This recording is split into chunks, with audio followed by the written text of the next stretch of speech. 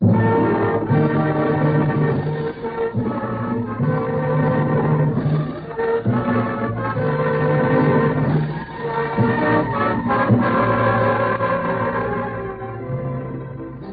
Star Time. Today, for the first time on the air, Shock, starring Vincent Price and Lynn Barry with Michael Dunn.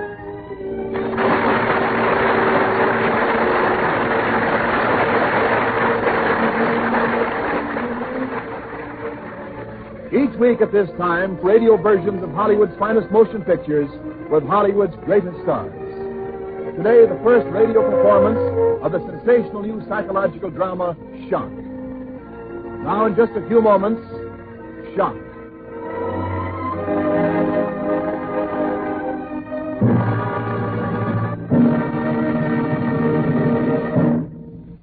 Now, the first radio production of Shock, starring Vincent Price and Lynn Barry, with Michael Dunn, and featuring another brilliant musical score conceived and conducted by Alfred Newman.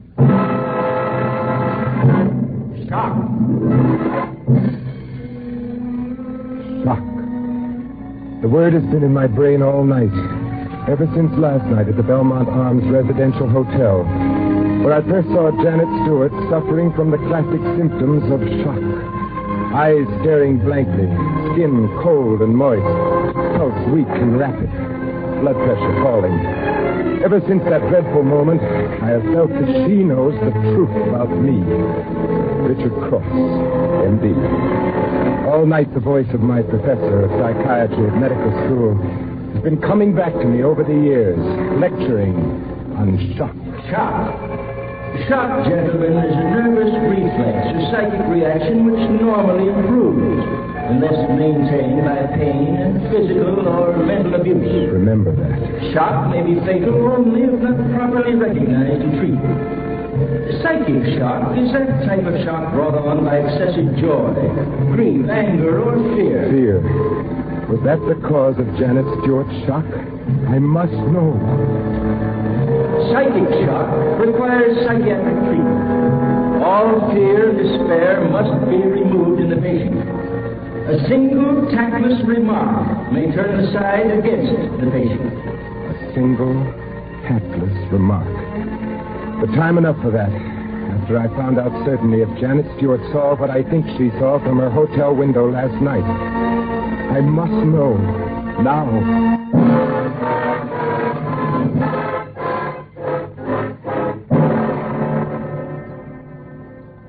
All right, Miss Jordan. Syringe. Yes, Doctor. I must find out. Dick, what happened last night? Don't call me Dick around the hospital. The door's closed. I don't care. The way things stand now, it might be fatal. But why? Just give me the hypodermic, Miss Jordan. Yes, Doctor. So. Now, can you tell me what happened? Who is this woman? Where'd you find her? Where'd she pick up such a terrific condition of psychic shock? Why are you... The drug is taking effect. Now, perhaps I'll have the answer to what I want to know in a moment. Mrs. Stewart, I am Dr. Richard Cross. I am your friend. You're in my sanatorium. You're receiving excellent care. Now, I want you to try to remember last night. Last night at about 11:30, you went to the Belmont Arms Apartment Hotel. The Belmont Arms? You went there to meet your husband, who was scheduled to arrive from overseas. Paul? You see, you can remember. Paul had been reported missing in action, then dead, then a Japanese prisoner, dangerously ill. The Bernard's Wall? Remember last night. His plane was late, the weather threatening. You were in a terrible state of nervousness and suspense. You couldn't sleep. Now, did you walk out on your balcony? I walked out on the balcony. Did you see anything? A man in the room across the court. They're quarreling. He's hitting her with a candlestick. He's killing her. He's trying to kill his wife. Her husband is killing her. Stop him!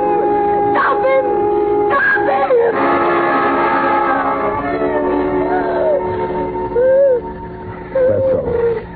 is this? She does know. She remembers the name. Dick, you killed Margaret. Yes. I couldn't stand it any longer. I meant to ask her for a divorce. She taunted me about you. She threatened to tell the newspapers to ruin us both. I lost my head. There was a heavy silver candle. Never mind, I heard the rest. She knows. She was standing in the window across from ours. She saw everything. In her dangerously nervous condition, she went into a state of psychic shock. Then, ironically, the house doctor called me. What about your wife? I've told the hotel manager that I'm joining my wife in the mountains and to ship my trunk up to the lodge. And the trunk? Yes. I'll be there to take care of it when it arrives. Oh, not sorry. Oh, Lane, I don't know. I hadn't planned to kill her. Oh, I should have called the police, but I lost my head. Call the police and serve 20 years for manslaughter? Think what that would have done to us, Dick. Now we're safe. No, Janet Stewart's shock will wear off in 2 weeks. Then she'll remember without a sedative injection. She'll talk. Her shock will wear off only if you let it wear off. What? Think What do you about it, mean? Dick. But her husband will be in tomorrow to see her. What will I tell him?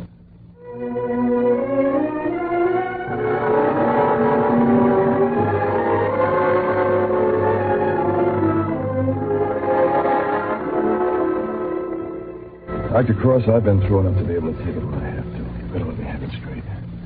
Can you help my wife? Well, Lieutenant, the human mind is a delicate and mysterious instrument. I can't easily answer your question because I don't know. All right. I discussed the thing with some of the Army doctors at the air base last night. They said I couldn't find a more expert man than you. They're very kind. One of the doctors said your only equal in these parts was Dr. Franklin Harvey at the university. Professor Harvey? Well, I studied under him. He's a fine man. Yeah. So I asked him to take a hand in the case. Oh? He said he'd be glad to consult with you if you'd call him in on the case. I hope it's all right. Why, yes, of course. I'll have my assistant telephone him today. Oh, Miss Jordan. Doctor? Yes, I was just going to ring for you. I wanted to tell Lieutenant Stewart that Mrs. Stewart is sleeping quite easily now. Thank you, Miss Jordan. Come in Thursday morning, Lieutenant, and I'll have Dr. Harvey here to talk with you then.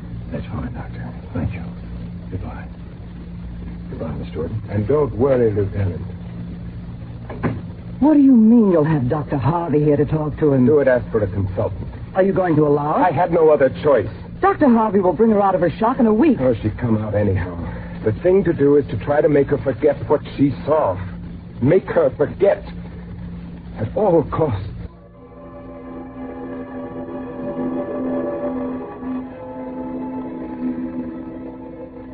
Mrs. Stewart. Mrs. Stewart. Listen to me. You're out on that balcony again. You're looking across the court. They're quarreling. Quarreling. You hear? He's striking her. Again. Oh, again. Now it's you. He's hitting you. Hitting you.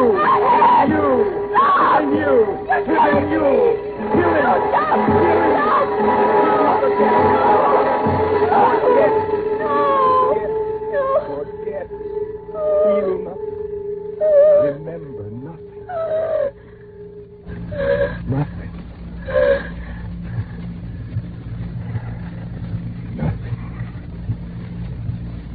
Well, that should do it, Elaine.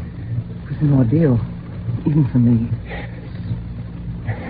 Lane, I won't be at the sanatorium tomorrow. I'm going to the lodge. Why? To receive the trunk when it comes and arrange things. Perhaps then we'll be safe. If there is any safety indeed anywhere. Anywhere.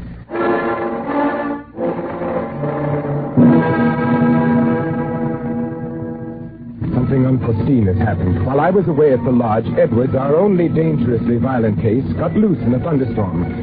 Terrified out of his remaining reason by the storm, he entered Mrs. Stewart's room. He began to strangle her when Elaine Jordan entered. Immediately, Edwards turned his murderous attentions to Elaine. Janet Stewart, of course, saw the wild, shadowy struggle, lit by weird flashes of lightning, orchestrated by wildly crashing thunder. It brought everything back to her. He's killing her! Stop him! Stop him! He's murdering his wife! Her husband is killing her! Help! Help! Help!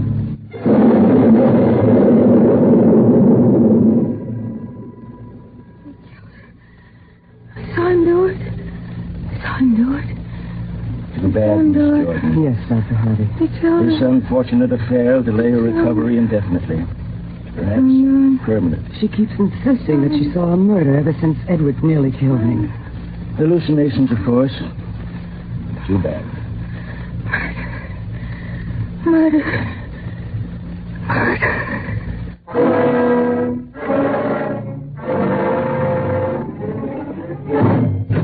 Great Scott, Miss Jordan. Have you seen the morning papers? Why, no, Dr. Harvey. Why? Dr. Cross's wife is dead. Dead? Killed in a mountain fall, it says. Oh, how dreadful. Coroner Jess Haynes has pronounced the death accidental, it says. Poor Dr. Cross.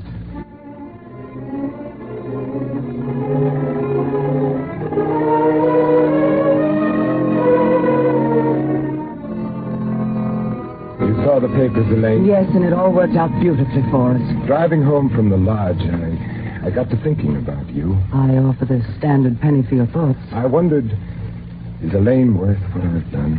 And the answer? It's no use, Elaine. I love you. A very satisfactory answer. Dick, everything's turning out so well I can hardly believe it. When Edwards tried to kill me, everything came back to Janet Stewart. She remembered that night in the hotel again, but now everyone's convinced she's out of her head. Hallucinations, they all say. Now when she says she saw you kill someone too, they'll just put it down as more of the same. I see. In fact, it might be well now if you encouraged her to talk and let her husband hear her. Convince him she ought to be committed to an institution. It's that easy. Try it.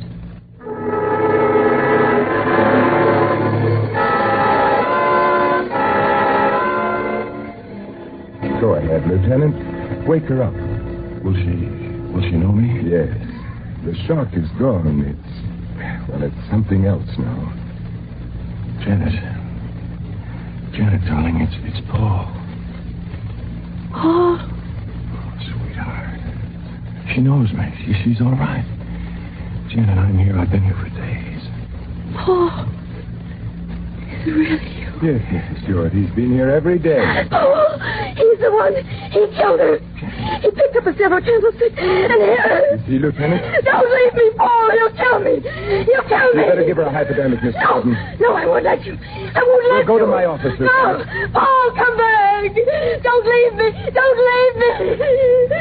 Don't go away from me, Paul.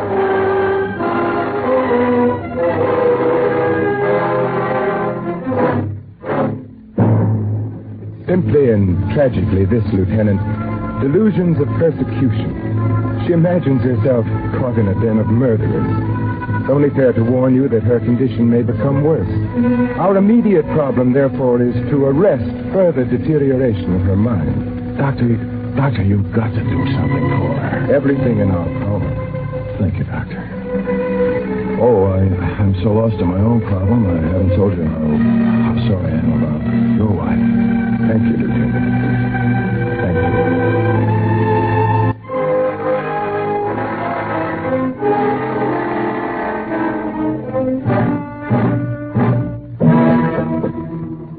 Come in.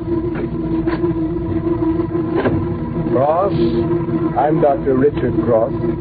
O'Neill, Office of the District Attorney.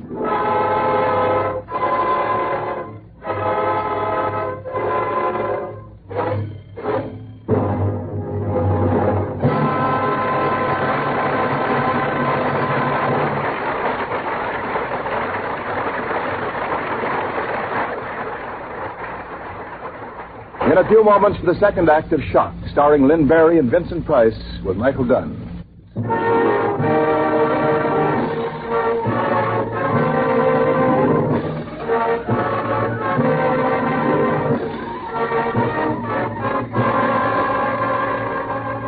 We continue with the first radio production of Shock, starring Vincent Price and Lynn Barry with Michael Dunn.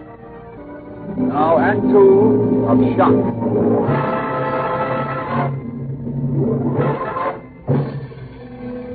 So that's the way it is. I have the coroner thinking that my wife died accidentally. There is only one witness to my killing of Margaret, and I have proven that witness insane. And then this fellow, this O'Neill, walks into my office from the office of the district attorney. Why? What happened? What do they know? Dr. Cross, something's turned up that makes us consider the possibility that your wife's death wasn't an accident. You don't think she could have been murdered? We picked up a prowler yesterday in the vicinity of your lodge. He has a police record. And now you think he may have killed my wife? Well, I can't say until we've exhumed her body. Oh, but that's indecent. I won't permit that. Then we'll have to have a court order, Doctor. I'd hoped you'd be more understanding, more anxious to see the killer caught and punished. You do want him caught, don't you? Yes, of course. Well, then how can you conscientiously stand in the way of the law, however distasteful its methods sometimes must be? I can, of course, Mr. O'Neill. You have my full permission. Oh, thank you. You'll hear from me soon, one way or the other.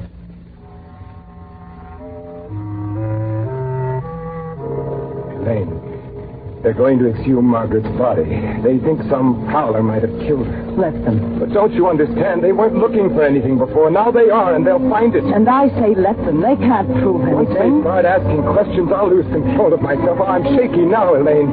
Then if they find that Stewart girl and ask her questions, I am finished. Think for just a moment. What are you talking about? I'm talking about putting that troublesome woman out of the way.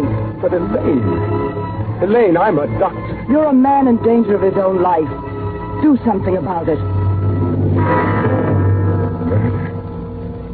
Premeditated murder? Of course not. An unpredictable accident. How? You're the doctor.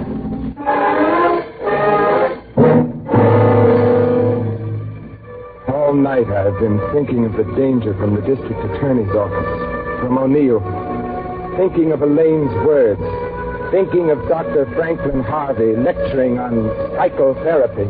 Psychic shock is an affliction, true. But in psychiatry, artificially induced coma is a heaven-sent treatment for certain mental derangements.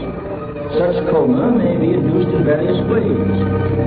Let us consider the carbohydrate. Great care must be taken to avoid accident. Failure to bring the patient out of coma in time may result in death. Death. Death.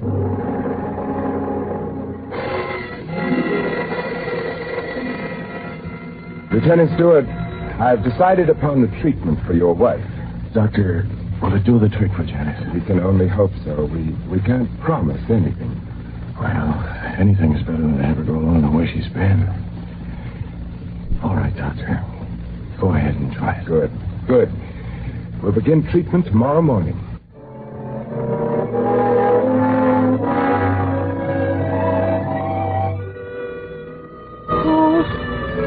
Hotel, war, department, regrets. Shall I bring her out of it now, Dick? Wait. Prisoner of war. Management. Now? Wait. Regrets. War. Bring her out of it now.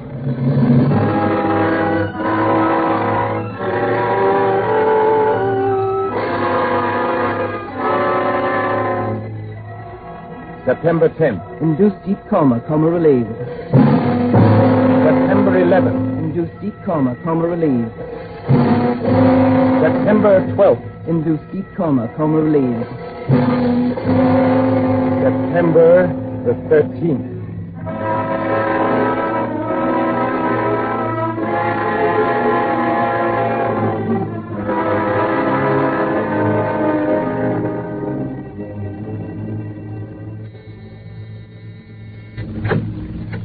O'Neill. Oh, yes, come in. I hope I didn't get you out of bed so early in the morning. Oh, no, I go down to the hospital early these mornings.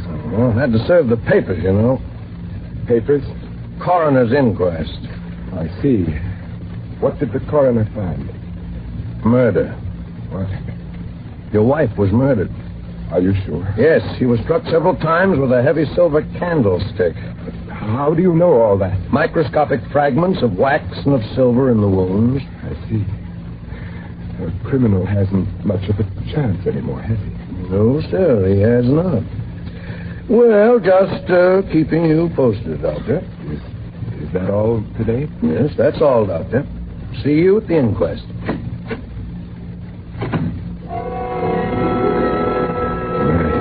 Murder? Of course not. An unpredictable accident. Failure to bring the patient out of coma in time may result in death. Yes, it's time now. It's time.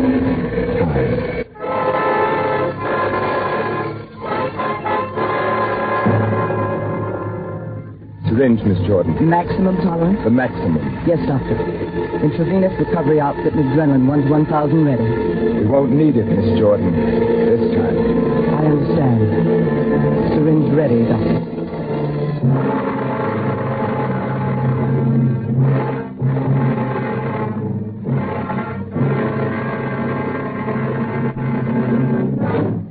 Dr. Harvey. Well, Lieutenant Stewart, what's this?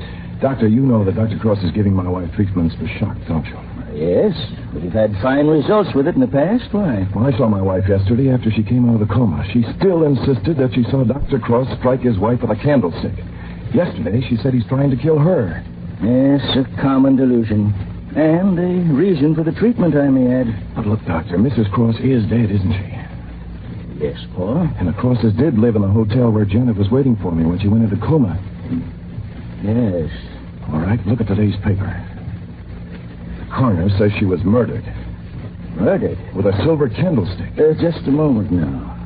When did your wife say that? Yesterday, before anyone knew anything about the murder, and after she came out of the treatment. That's odd. Allowing even for the fact that her hallucination bordered on the facts by some remarkable coincidence. The rule, patients are completely lucid and speak the truth when they come out of the treatment. Dr. Harvey, I don't think Janet was ever anything but in her right mind. Son, a quick trip to Dr. Cross's sanatorium is very much in order.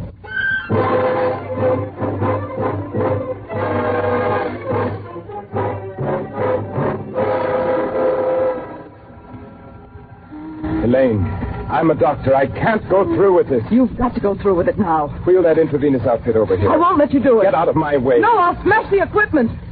You'll smash the equipment. Yes. No. You will not smash the equipment. Dick, don't touch me. You will not smash the equipment. Dick, keep away from me. You were going to make me do this. You... Please. I hate you.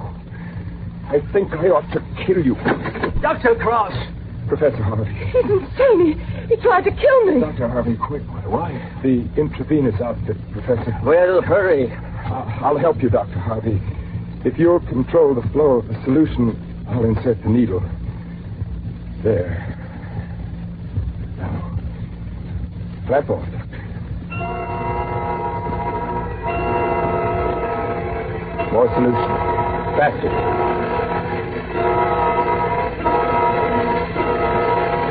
There, that's good. Yes. Another moment too soon.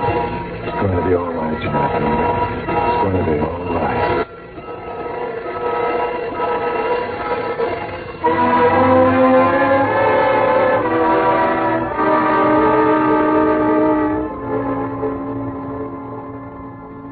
September 13th. In the case of Janet Stewart, room 816C.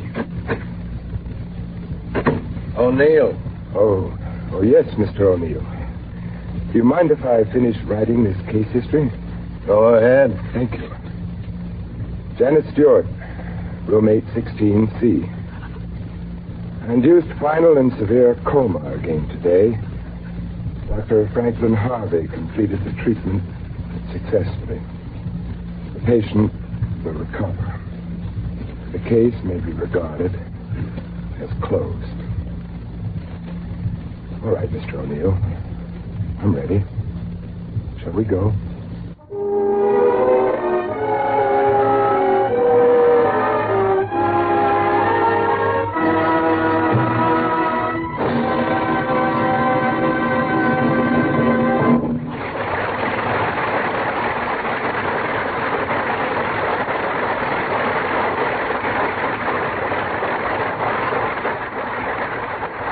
Thanks to Vincent Price, Lynn Barry, and Michael Dunn for a splendid performance, and to their supporting cast, Lorene Tuttle, Joe Kearns, and Fred Howard. The radio adaptation of Shock was written by Milton Geiger. Music was supervised by Alfred Newman, and the production was under the direction of Robert L. Redd. Hollywood Star Time is presented each week at this time.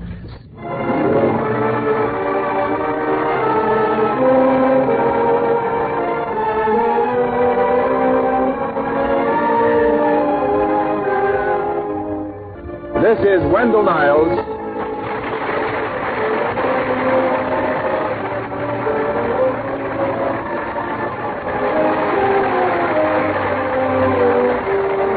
This is CBS, the Columbia Broadcasting System.